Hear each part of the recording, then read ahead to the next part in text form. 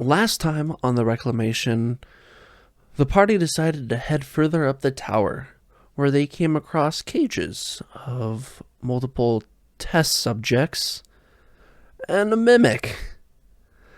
A couple of doors that had some traps behind them, a lab room that had some notes and some vials that Saren ended up grabbing and taking along with him, and a couple empty rooms. And as they reached what should have been the top, Saren approached and was in the room alone. But what of the rest of the party?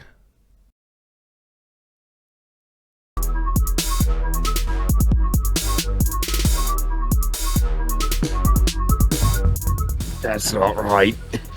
That's not right. That looks gnarly. It was an accident. It was on purpose, but it wasn't really meant to be on. Hurting like a son of a bitch. Let me tell you what. Maelthorin is tired of taking shrooms. Force a fucking squirrel. A squirrel. Oh, Yeah. I'm having Sabas. a heart attack. Yeah, Timmy's mom. I turned the computer on. What's up? Mom's hot. As Balasar heads up the stairs to the next floor, he sees a sudden flash of white. And as he opens his eyes, he is in a lush green prairie. As Balasar looks around, this is your hometown. This is where you grew up. This is what you knew it as. You are just getting back from a hunt with your dad. You have a couple of deer trailing behind you for dinner, and the dinner to come. And then the dinner after that. They were big deer. Young Balasar with just, instead of a couple long swords and a bow, he has a couple of daggers and a short bow. As you look over to your dad, you see the long swords and the long bow that he carries. As you make it back into town and drop off, you start to go out to gather some of the local herbs to add in with tonight's dinner. And you get around the town square. I mean, the clan kind of lived mainly in the tunnels. There was a tunnel system that they kind of just burrowed out a little bit more and made into their own ecosystem. But on the outside, there is a patch where the grass is a lot more kept. Not like the prairie grass, or the longer, thicker. It's a genuine, just like a nice place for gatherings, basically. Yeah. And you see the village elder, the elder dragon, who is speaking to a cloaked figure as you go out to gather some herbs. And as you glance over, your dad, also catching a curious glance, kind of walks up a little bit. But yeah, what would Balasar be doing? He'd be mindful of it, but I think seeing his father already being aware of it, he trusts that he's got an eye on it. Okay. And he'll keep going about gathering his things. Okay. As you gather the herbs and kind of go across the land, you end up getting a little bit closer to where the conversation is being held, and you start hearing faint bits, something about the rest of their kind, other side. That doesn't sound very good. In my Is the Elder Dragon like a kind leader figure, or is he? Yes, absolutely. He not only brought peace to your tribe many generations before you, and he has kept it since then. Nobody has dared try to challenge him for the spot of elder, as he has proven himself to be the elder. Hey, the proven leader.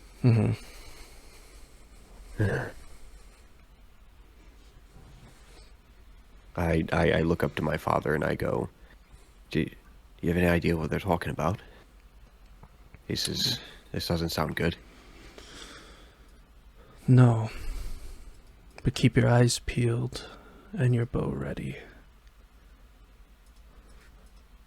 Father, what do you mean? Are we okay? Something doesn't seem right in the air.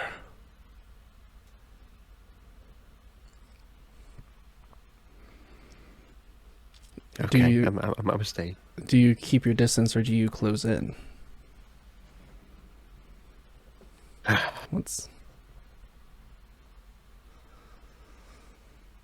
What's the posture of the Elder Dragon? Is this like an altercation kind of conversation, or like is he being defensive?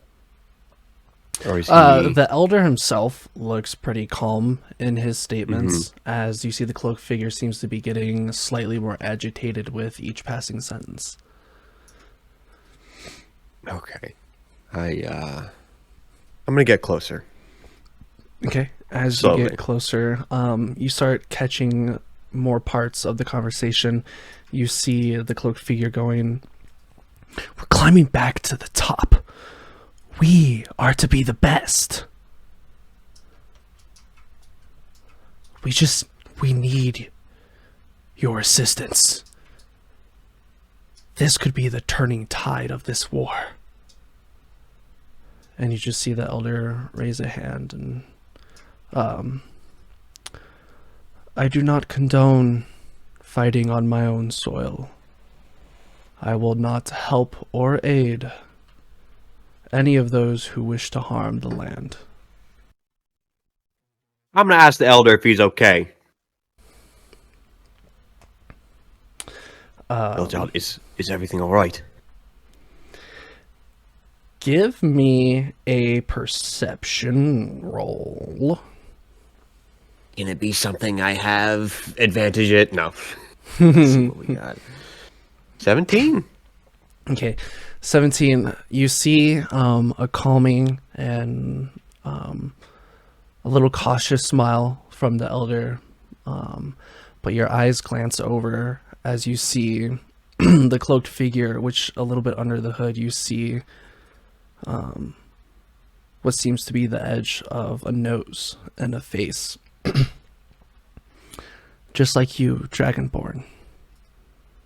Yellow scales. As you see him reaching inside of his bag, and he just... "That if you won't join our cause, then you have no right to live in our world." I'm grabbing my bow. You have a split second. With that perception check and succeeding, you have a split second. What is Balasar gonna do? I'm whipping my bow out real quick. And I'm just whipping it out? I'm getting right next to the Elder. And I'm going, all right, you said what you have to say. And I advise you to take your next action very carefully. And this is okay. Point blank. He finishes pulling out his sword, and he just glares at you. You see where the normal eyes should be are just completely blacked over, and you see faint swirls of purple where his eye would be. I don't like that. I like that. You are but a child. You are not longed for this world just the same as the rest of the people here. And he goes to swing. As he goes to swing, your father rushes up and blocks his sword, or blocks the figure's sword with his. Mm-hmm.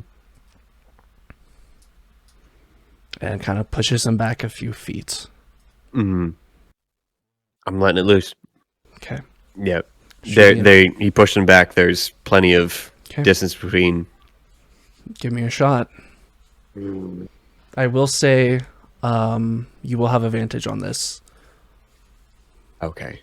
He was caught off guard, and he is currently fumbling back from the shove from your father. Okay. Does this change anything stat-wise? No. Okay. We'll just... That would be a bit complicated, wouldn't it? Yeah. Is advantage 2 rolls? Yep, and then you take the higher. Okay. Does a 27 hit? Damn, that's pretty good. Yeah, that hits. That's pretty good. That's With max damage at 12. great. So with that, you see the arrow goes into the cloak as the hood comes off, and you see a yellow dragonborn now with an arrow through his right eye as black pus starts to ooze out of it. That's not right. That's not right. That looks gnarly. And then, without even flinching, looks back at you. Arrow's still there and just cocks his head. Oh, 'tis but a shame. As the wind starts to pick up, and you hear a roar out in the distance. The Dragonborn seems to evaporate in a purple mist. And as you look off to the side, you see a light blue dragon, 2 light blue dragons, 3. The entire tribe runs into the cave system to try to possibly survive this. As they rush in, they unleash their ice breath across the land, turning the once lush prairie land into a frozen tundra. Just completely terraforms it. And as the breath goes across the entrance to your home, as the sun, it's still midday and it's a very warm day. You see some steam already starting a little bit to come off, and in the steam you see a silhouette of a black figure with 2 beating purple eyes before everything around you gets hazy. And then it starts circling around you. You get disoriented. You start to lose yourself a bit, and then you're back at that floor with your party. As Maelthorin walks up the stairs, there's a bright flash of white as he is back at the Azeros Mountains, kneeling in front of the grave of the old cult leader. It's only been about a week since his passing. He introduced you to the cult and helped start your journey down the path that you call your own now. A beautiful scenery past the grave, as it is at a mountaintop, and you can just see clouds and the various other mountains that make up the Azeros Mountains. It's a bright evening. The sun is just setting as you are approached by another member of the cult. Yeah, Maelthorin. We got the meeting that's going to announce the next leader is coming up. I don't think any of them are worth it. Just nothing compares to what we had. Everyone else is kind of off the deep end. You know this cult member as he goes by just the letter A. Most people in the cult just go off of the first letter of their name until they got to higher ranks. And then around you, everything blurs. And now you're in the meeting hall. There are about 30 other members here. You are all sitting across multiple tables as announced by a decree of the previous leader, the next leader of the cult, the one to pave the way of the necrotic future. It's S. And you see a cloaked figure stand. She takes off her hood and you see a elven woman with blonde hair. Yes, I have been chosen to take over the organization and lead us to the brighter path. I think that the leader made a good choice. This has been a trying time since the war ended for us. But we are so close to our discovery. I will have an announcement come the next day. That is all. And you see the other figures stand and walk back to their rooms. I feel like Maelthorin slams his kind of gives up abruptly, kind of maybe a little hitting of the table as he gets up, Mm-hmm. The next moment we see is Maelthorin in his room. I've been having thoughts since the leader passed of defecting and leaving to continue on his path, the path that he thinks that the leader sought out, not the path that we are going down as a whole in the cult. What is Maelthorin thinking to himself as he's packing some of his belongings? Well, Maelthorin's very much thinking that this has gone too far. Does not understand where we're going together as a whole and needs to get out before he's sucked into, gets further down this rabbit hole. I'm basically just packing up my stuff, not happy with where this is going. This is not what I thought this was going to be, obviously, and just need to get the heck out of Dodge. Maelthorin spending one more night in the mountain, the place that he's called home his entire life, as memories brush by as you sleep of your time with the cult leader beforehand. The first person to live above ground that has accepted you as a drow took you into this cult and helped you learn the ways of magic, helped you get in touch with the essence of casting your spells, and pretty much the father figure for Maelthorin. As morning arises and Maelthorin sets out to make his adventure, there's something in his heart, something that causes him to stay just a little bit longer. That false hope that maybe there is a chance that there can be some good that comes out of this. And you head back to the meeting hall where the new leader S is announcing their big reveal. And she stands up in front of everybody. Friends, family at this point, this is the accumulation of all of our research, all of our hard work.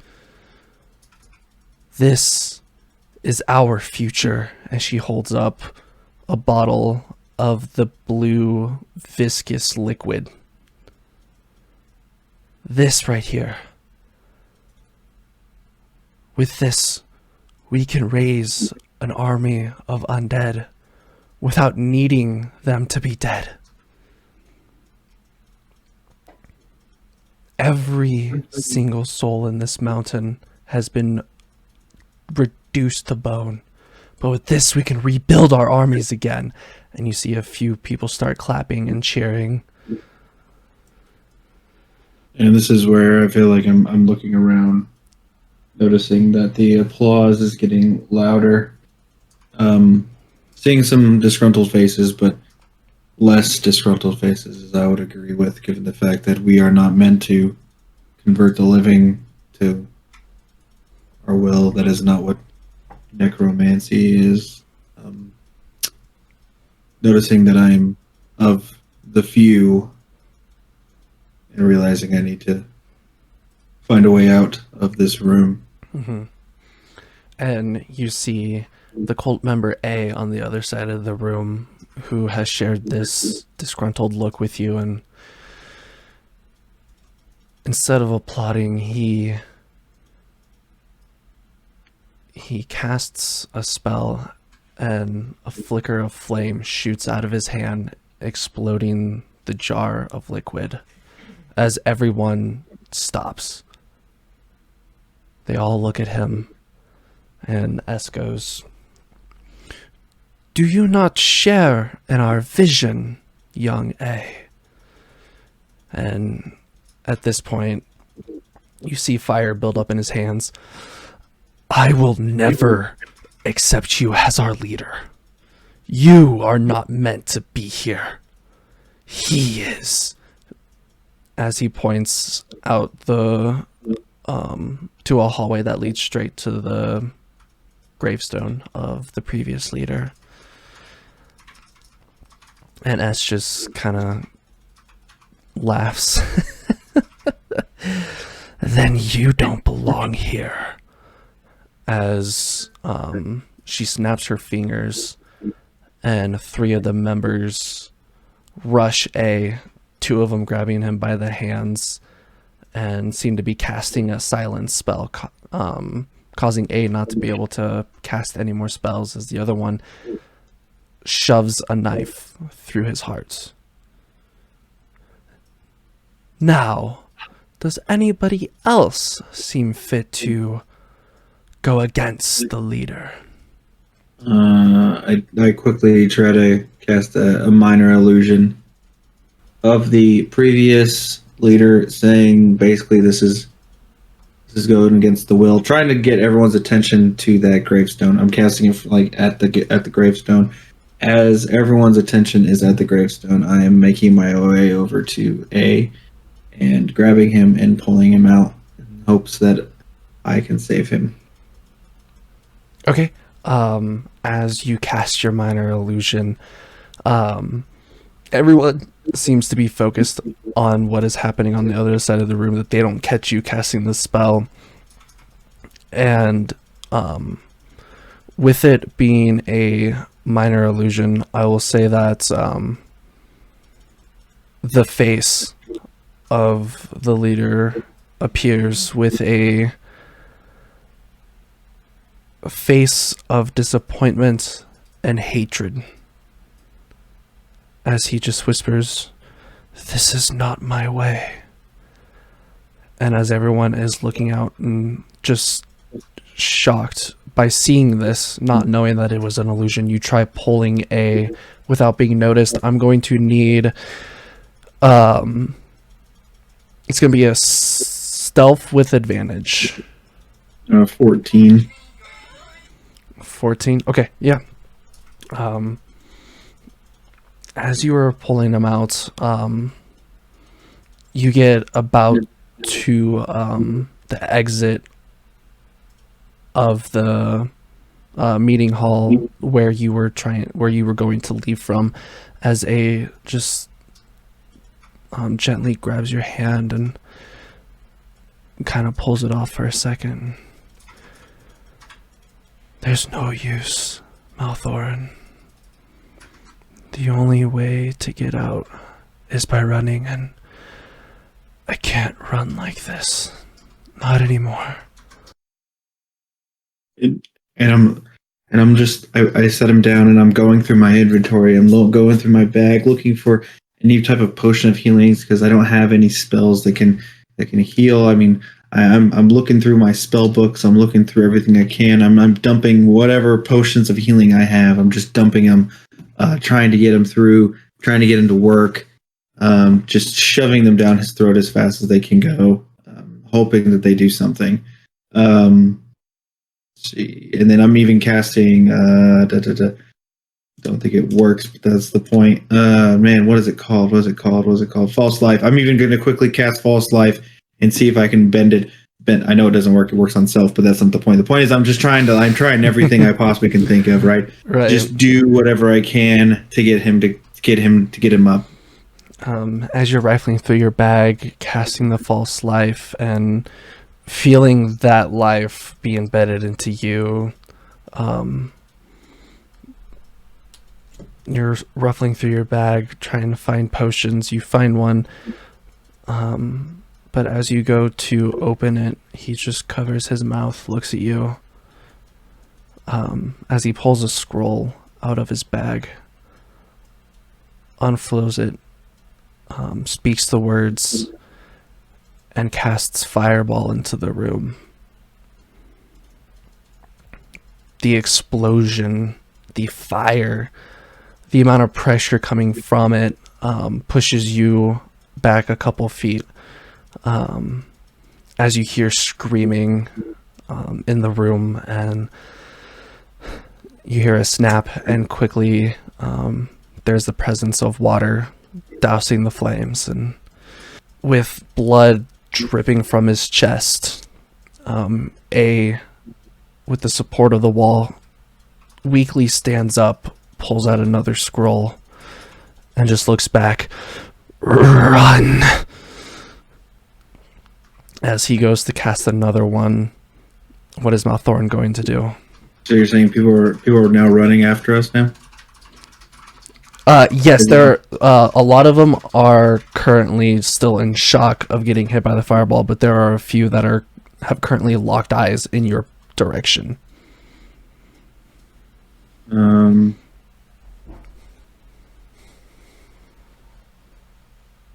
gonna go ahead and do another minor illusion real fast. Minor illusion around him, making him appear to be a ogre or a troll as I start running. Okay. As you do that, as I hit 30 feet, it'll eventually go away, but that is what I start with as I start to run backwards. Yep. As you start running, he says the words again, this time screams them with anger, hatred, and determination to see this through. As he goes to cast the fireball, there is no heat. There is no explosion. You turn around to see S with a counterspell to just flick it right away. It's gone. There is no fireball. As she plunges her hand through his throat. And as Maelthorin looks back one last time, behind S, there is another figure, completely doused in shadows, with glowing purple eyes and a toothless smile, before everything gets fuzzy. Everything around you turns to clouds. They spinning faster, faster. And another bright light. As Maelthorin opens his eyes, He is back at the top floor of the tower with his team. So, as Dubbager walks up the stairs, he sees a flash of white. He has to close his eyes. It's so bright, especially being a tiefling. And when his vision comes back to normal, he is in a cave with his mom as she unfurls a scroll and starts reading off in a language unknown to you. The scroll starts to light. You hear the footsteps coming into the cave as she just looks at you with a tear and smiles and says some words. She goes, "Little one, always remember that your mother loves you. You have the knowledge to hide and disguise yourself. Use those skills and stay alive." As she mutters the last couple words of the scroll, and everything flashes again, this time yellow. And when Dubbager comes to, he is surrounded by skeleton. Sees various types of skeletons, but he is able to spot his mother's skeleton. What would Dubbager like to do at this moment?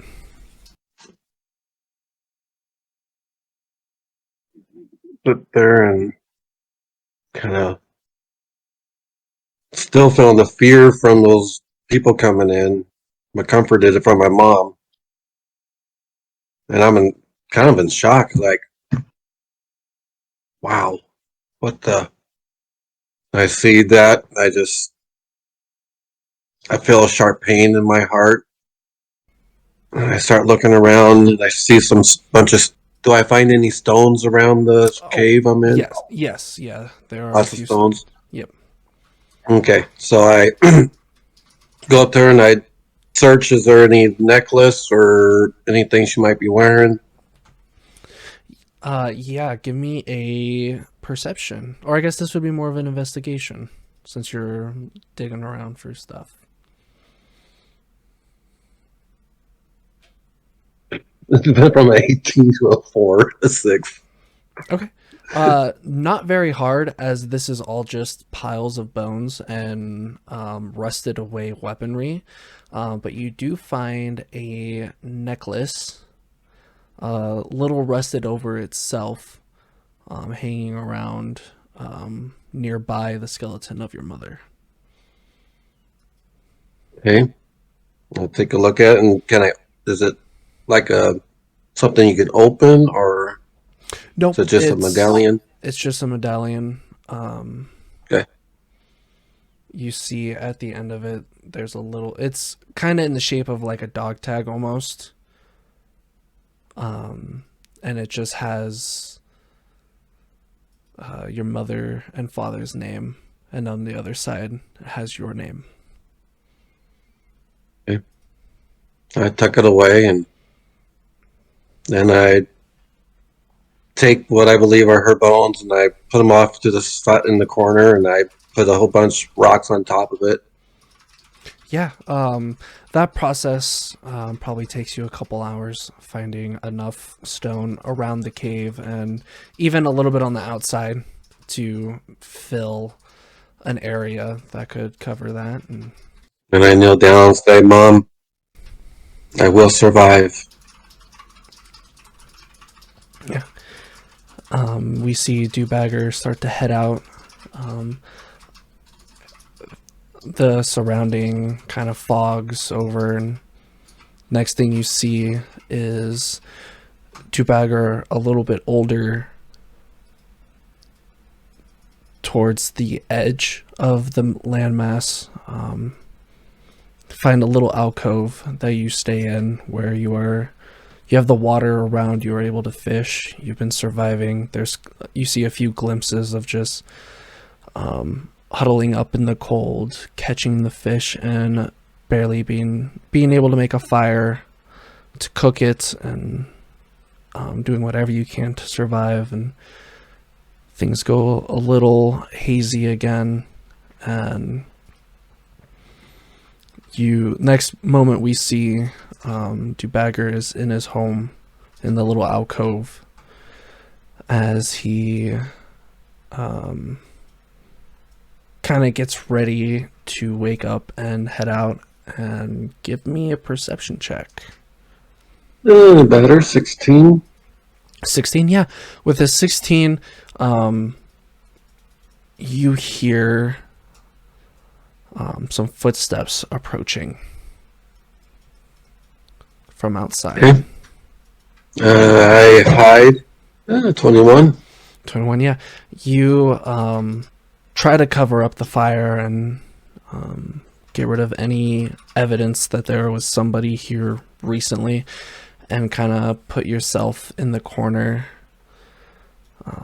As you do, you see a figure step in, a human figure, cloaked up. Can't really tell much outside of just like the basic facial features. A beard going down to right above his chest, and seems to have gloves on as well, and leather boots. Looks at the firewood a bit, brushes away, kind of feels the soot that it left, and sniffs it and flicks it off of his glove, and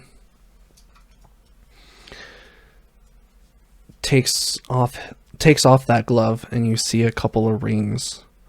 As he touches one of them, it starts to light up. Seems that there is some language written on the ring as the room starts to light up.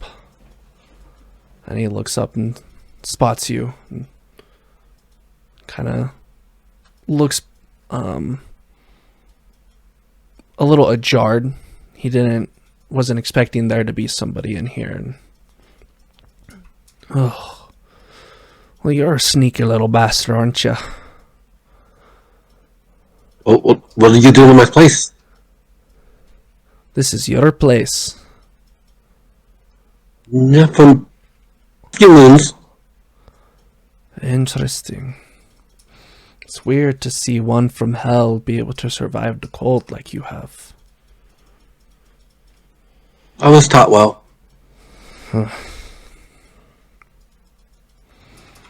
And who may you be?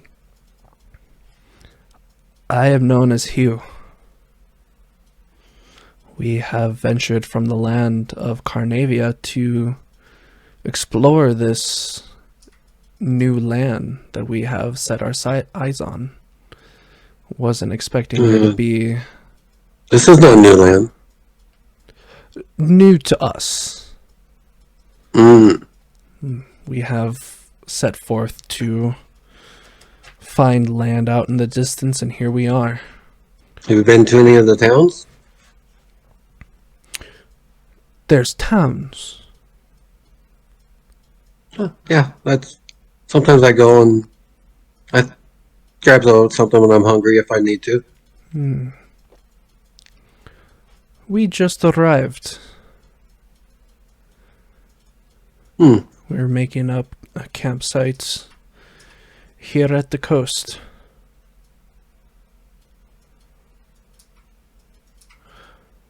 Why don't you tag along with me? You seem to be pretty good at being stealthy, and that is something that I can see as an asset.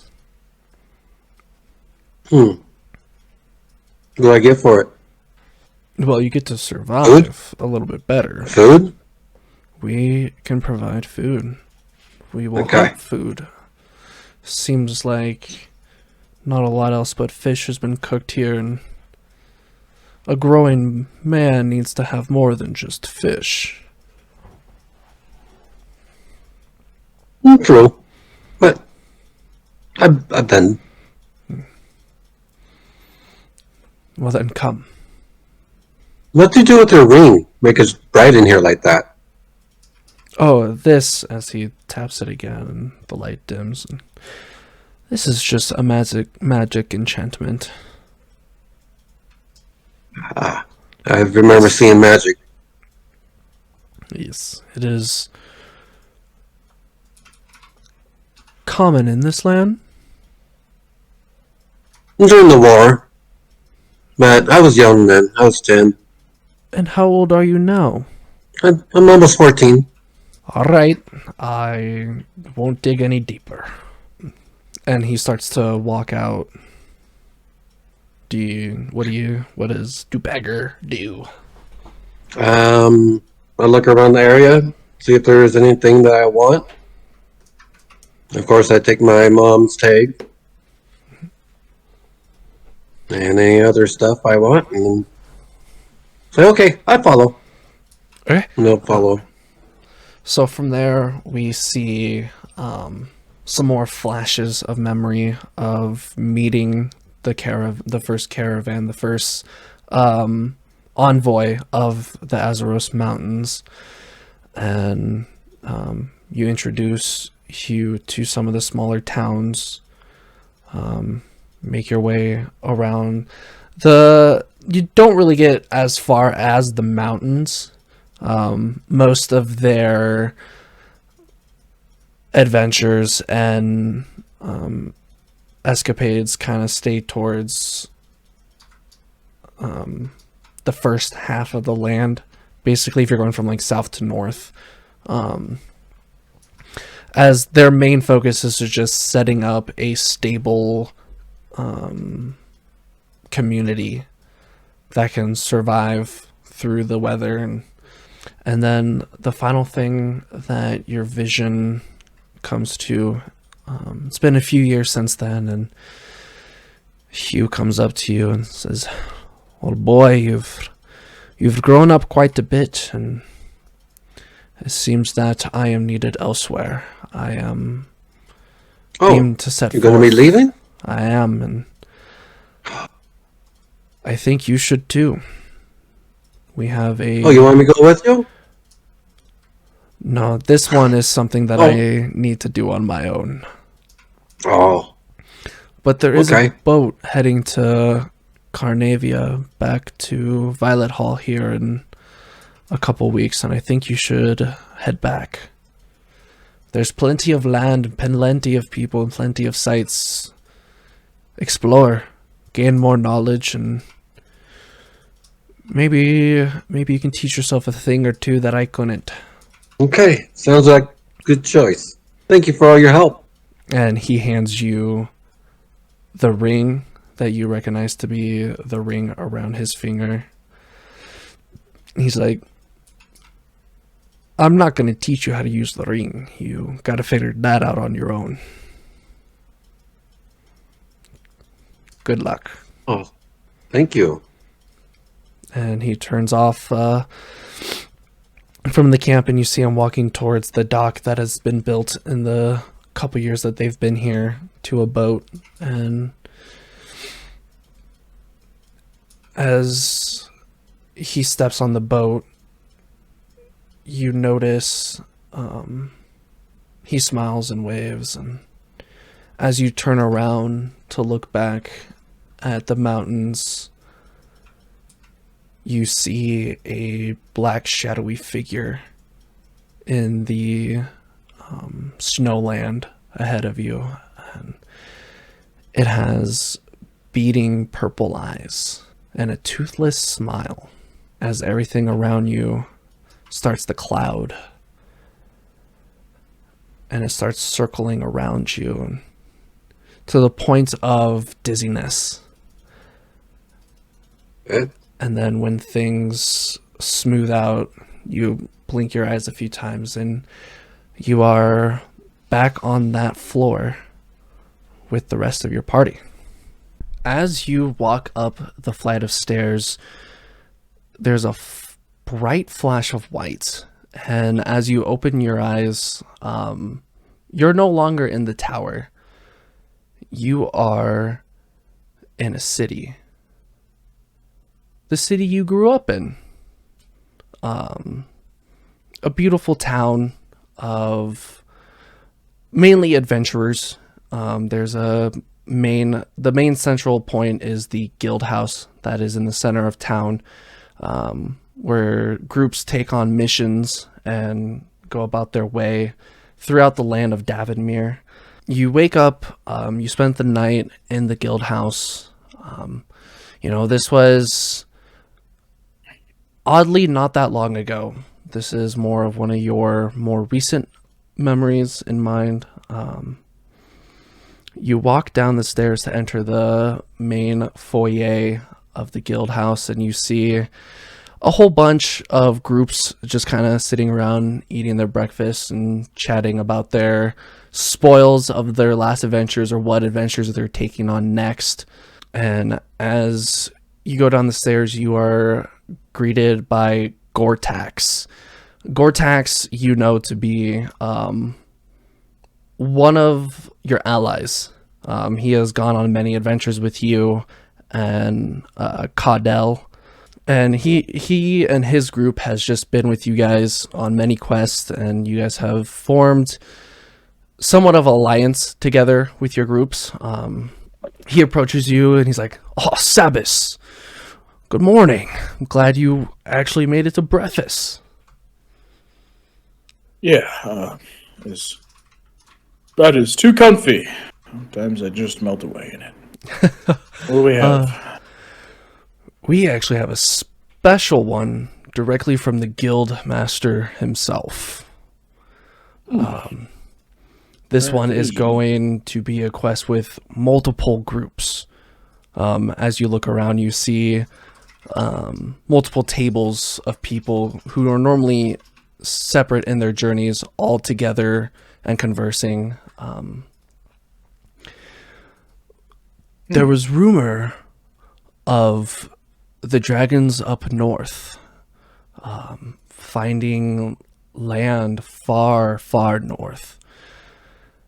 Rumors of them trying to establish themselves and conquer the land and potentially wage war against them, and then in turn us. This is quite unusual compared to a normal expedition. This sounds like we're almost mercenaries at this point. But it doesn't sound like something we could really refuse either. It's mercenary work. I mean, isn't that kind of what we do here, almost? Well, I guess I liked to think of it as community service before. And I suppose maybe that's just my rose-tinted glasses, as they say. Yes, but he requested as many hands as possible, as this could end up being a threat to our continent. And we even have groups from some more cities down south who have made the trip up to join us as well. It's understandable. What are we expected to move out? What's our time frame looking like? Plus distance of travel and among other things? Well, the clan was last spotted about a few days trip up north, and we're supposed to set out. The travelers from south are supposed to be arriving today, and we're supposed to set out, if not shortly after they arrive, the next morning. Understandable. I've already let Caudel know. He is out shopping to get his gear repaired from the last adventure that we were on. Yes, it was surprised he even was able to return it. Figured they'd tell him to scrap it. I'm pretty sure they did, but... Yes, he has a weird fixation on his special belongings. Maybe it's an ambiguous attachment. But I suggest that we all do the same. If the rumors are true and everything in this note is to be believed, we might have a dragon fight on our hands, Sabas. This will be a first one. Be glorious. Could end perilous. Can't wait to find out. Yes. Well, I gotta go make some preparations of my own. I'll be on my way. Yes. All right. I'll see you later, Cortex. And your vision blurs, and you are now it's now the evening. You guys are packing up. You guys are getting ready to set out. A line of about 6 carriages form for everybody. The back 2 are for the adventurers that came from the south, which you all are greeted. Just ragtag group. I mean, you have humans, you have orcs, Goliaths. There's a few bugbears and goblins in the mix.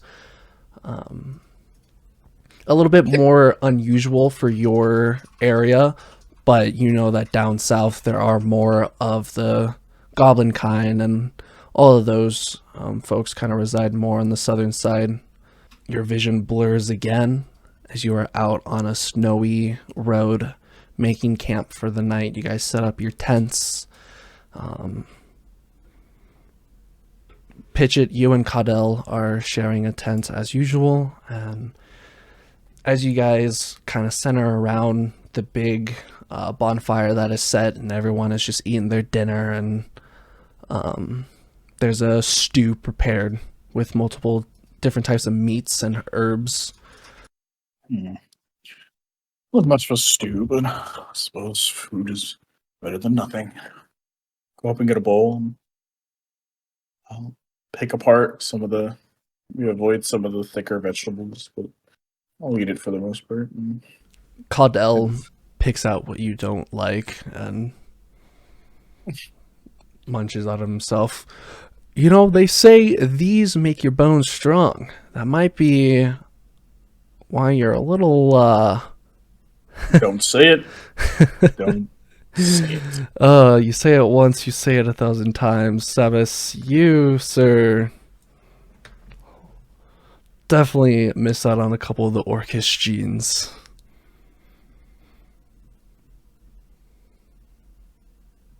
Everybody knows that you don't need to be big and dumb to win a fight. Sometimes a little more brains can go a long way. I was going to say you're more small and dumb, but yeah, sure. I fling one of the vegetable bits at his forehead. You see a little bit of My stew, like, dripping down his forehead onto his nose. Didn't your parents tell you not to play with your food? Yes, but when have I been one to listen? That's a good point. How do you feel about all this, Cordell? No. I don't lie. know. A little unnerved by it all. It seems so sudden, and I didn't give us much to go on. No, but there's not a whole lot to go on. I mean, if it's true and there is more land up north, I mean, who knows told what's that there. was the end of the world. There's nothing left to be there. Deep drop off into the abyss. Everybody made fun of those sailors, but who knows? Maybe they did find home. But if these are true and these dragon folk are trying to conquer that land, what say they don't come for us next? It's true. Better to be on the offense than the defense. He looks around at the camp and like, you know, some of these dragonborn have been by our side for years. We've done many missions with them. It'd be crazy to think that, you know, I'm not saying that they would be the ones to turn on us, but it's just weird to think that within their kind. But I guess, I mean, that kind of goes for everyone. Yeah. Well, I suppose it's not much different than the thought of some wood elves and high elves have extremely different views, even though they're so similar to us as outsiders. I won't lie, it's intimidating. True. But we've fought with and for these people around us. The people on the other side of this ocean have not done anything to help those around us, so let's take our good deeds and maybe a little bit of optimism to show healthy friendship with those around us. I understand your skepticism, though. Yeah, he chugs down the rest of his stew, and we better get some rest. It'll be a cold adventure from here on. Agreed. Good night. Good night. Vision blurs again as you are awoken by the sound of horns. Alarm horns going off from one side of the camp to the other. You both wake up with a sudden urge of emergency. Quickly strap on your equipment and rush out to see the camp being attacked.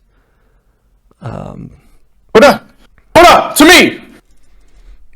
He readies his great axe and nods at you. As you guys rush forward, you start hacking through these creatures. Give me a perception check. 13. Yeah. So as you are rushing forward with your daggers, you're stabbing a couple creatures, you pull out your crossbow, shoot one in between the eyes. You start to see the blood that's coming out of them is like this gooey purple blue. These creatures gray to the skin with the same color coursing through their veins. They look humanoid, but they don't look like they're in the right mind. They don't look like they have a mind. They're just kind of just your monstrosity creatures. As you're going through this, you start seeing everyone around the camp kind of whittling it down, and then a couple of creatures 10 feet tall with that same blue purple-ish veins, and their body more deformed. They have some of them have a third arm. They start going around smashing tents and swinging wildly. These unusual attack patterns are catching some of these newer adventurers off guard as they get smacked into rocks and into the ground. And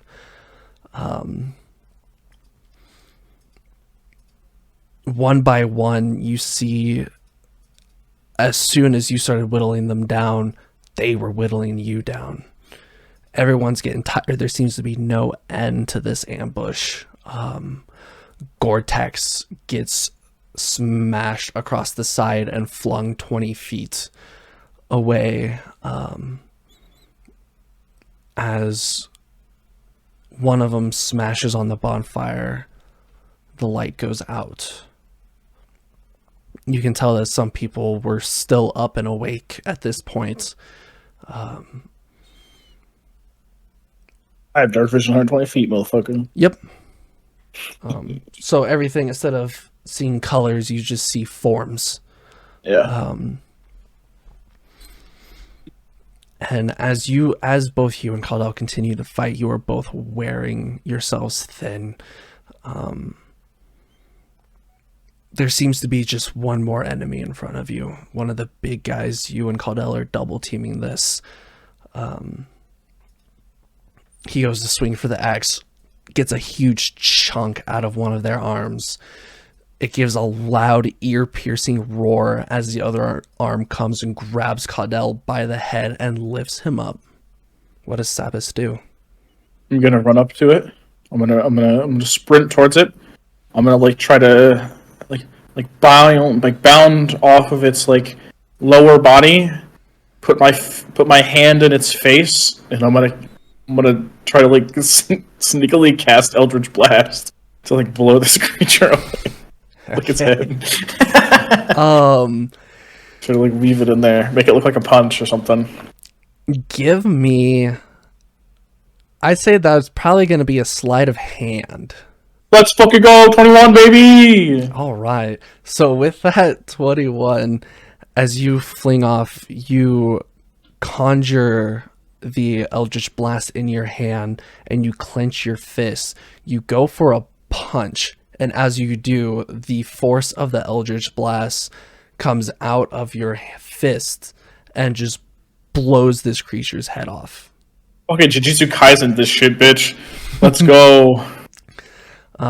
As both the creature falls, you fall, and Caudel, released from the clutches, fall. You both are exhausted at this point. You've been fighting for an hour. It has to be. There's no way it hasn't been any time less. As you guys are trying to collect yourselves, you feel something collide with your head. As you fall to the ground, your vision hazes, and you see another one of those creatures, also behind Caudel, also smack him across the head. Your vision goes blurry. You're being dragged. You open your eyes a little bit. You turn over to see Caudel being dragged right next to you. You look down as you see some of that blue and purple goo on your left arm. And as you glance up to look ahead, you see a little bit of smoke left from the fire. As you are walking, or you being dragged away from the remains of the camp. And the last thing you see in the smoke is a black figure, beating purple eyes and a toothless smile. As everything around you turns to cloud, swirling, almost to the point where you get dizzy, until it drops. Where you are back at the wizard's tower, surrounded by your party. And as you look around, you are no longer accompanied by your party. They have found you. The child of Saloon. My child of wonder. Back again after so long. It's so good to see you again.